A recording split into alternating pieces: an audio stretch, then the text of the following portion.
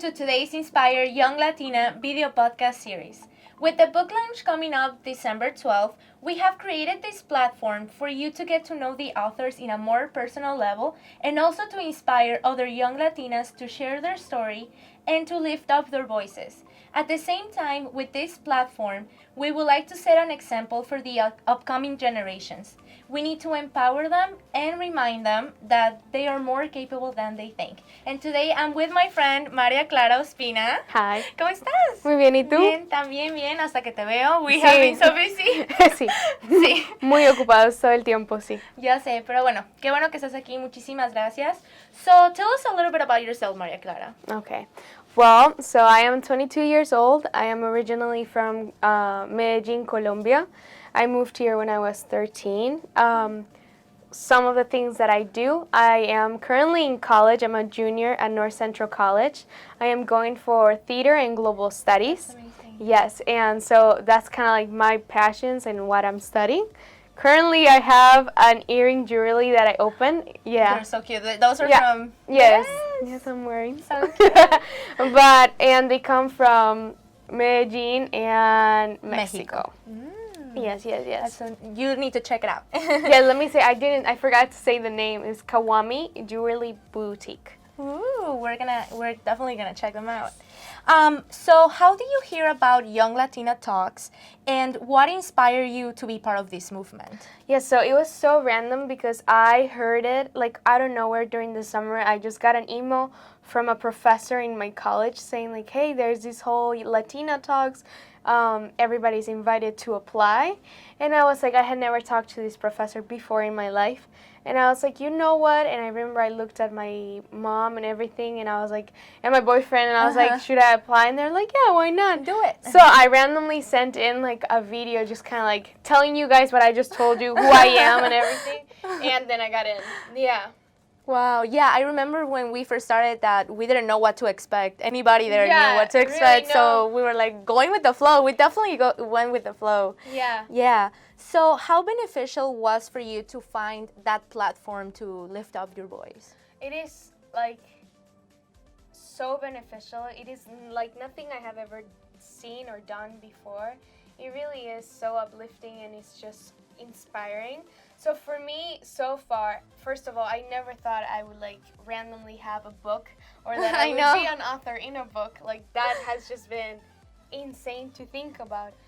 That alone is a big deal, but then to find a community of young Latinas, that has been like the most special part for me.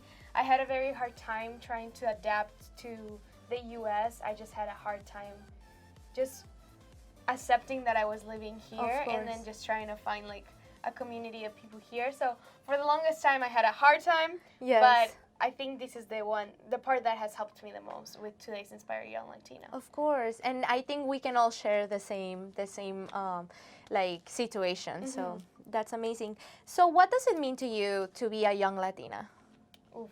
What it means to me to be a young Latina, I think for me being a young Latina means going through a life like change. You know, it's like all of us Latinas have either whether we're born here or you came here, you have gone through some big life change of course, to try to figure out who you are.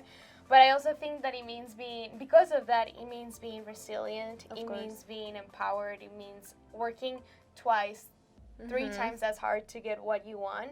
So for me, what it means to be a young Latina, it means having like crazy amount of inspiring older Latinas behind me, lifting each other up, and it just means working hard and responsibility too, because obviously we have so many women that we look up to and so much things to change in this world as well that it's a sense of responsibility too in a way.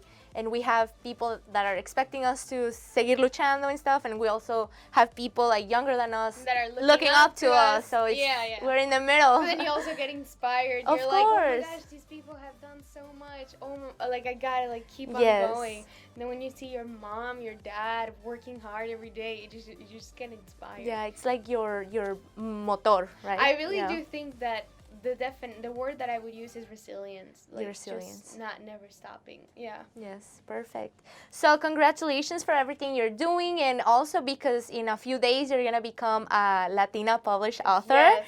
So did you ever think that you were gonna become an author one day?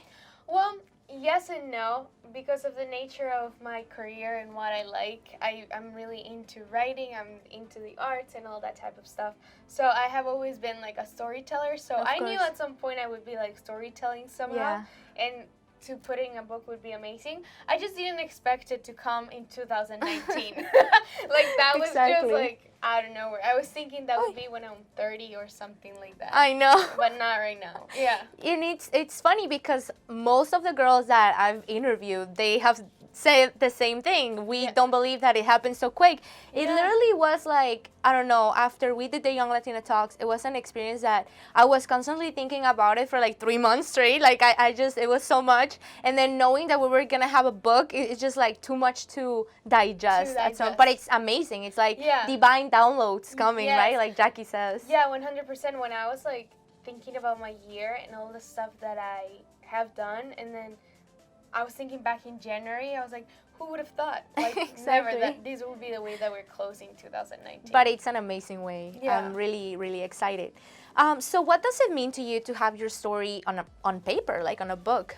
As I was writing my story, I realized there were a lot of things that I myself was like healing through. Exactly. So in order to write down what my story was and to just see it on paper was very therapeutic and healing for myself. Definitely. So it just means so much because I know like a lot of people will be reading this, and then I just really hope that if anybody out there is feeling the way I was feeling, I hope that this helps them. Yeah. Yes, because it was one of those things, like seeing my story down on paper was like, whoa.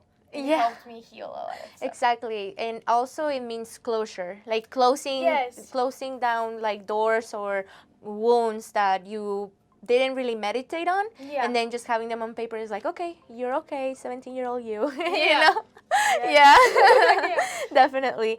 So share with us some of your future goals and how do you plan to make them happen? Okay, so pretty much, so I do theater, and one of my biggest goals is becoming a professional actress. So one of the goals is to actually start doing acting professionally all year round so that I can actually make a living out of that. That's one of my first goals.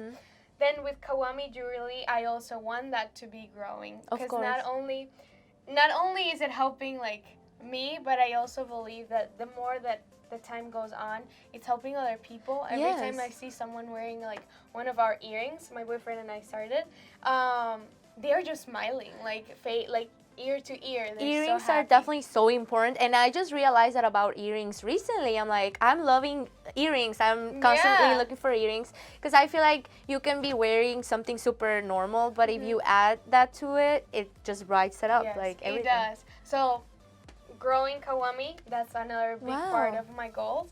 And then eventually I want to try to get like a master's in human rights. Wow. At some point. When that comes. That's one of my goals. Thank you so much, Maria Clara, for sharing this experience with us today. But before we end, what consejo or what advice would you give another young Latina? Yes, I think I'm thinking about my chapter, and my chapter is about being in your present and constantly thinking about where you are right now. My biggest advice is to constantly be thinking about where you are. Do not focus on the past because that has already happened, and sometimes if you focus too much on the past, you can be dragged down and weighted down. Of course. And then don't focus so much on your future, because sometimes you get too caught up in your head when you're constantly thinking about what is in your future. Of course. Because if you focus so much on your present and you're constantly thinking about what's happening right now, your future will naturally unfold itself. Of course. So I think that's something that I have experienced, I have decided, and I put it down on the book. Yes, that's amazing. So that's my biggest advice, consejo. See, that's so true, because sometimes we live worried. We are taking the umbrella out before it's even started raining. So living like that is definitely, like, it makes you tired. So that's a really good consejo. Thank you so much. Well, guys, please make sure to read Maria Clara's chapter. We we don't know yet what chapter we're gonna be in because Yeah. it's a surprise, but we'll let you know. Please make sure to also get your own copy of the book. You can get it on Amazon, and if you want to learn more about the movement, you can search today'sinspired.com/young. Thank you guys. See you on the next Thank you. episode.